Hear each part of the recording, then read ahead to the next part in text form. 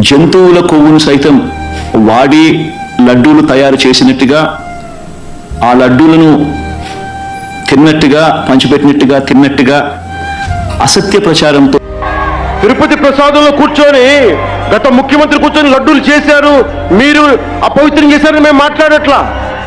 ఎక్కడ చెప్పలా మాట. గుమ్మడికాయ దొంగ ఏమంటే పుసాలు తడుకున్నాడు ఆయన.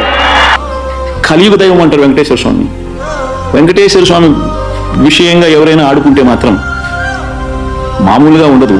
దేని జోలికి వెళ్ళకూడదో దాని జోలికి పొరపాటున కూడా వెళ్ళవద్దు.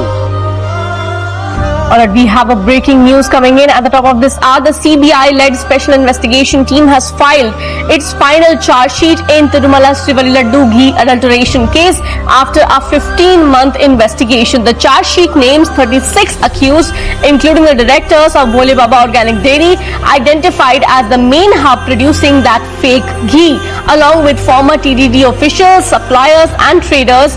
The SIT alleges that nearly 68 lakh kgs of adulterated ghee made using palm oil and chemical additives entered the TDG supply chain between 2019 and 2024, involving transactions worth about 250 crores. The case, which sparked nationwide outrage after CM Chandrababu Naidu's 2024 revelations, was transferred to the CBI under Supreme Court orders and investigated across 12 states.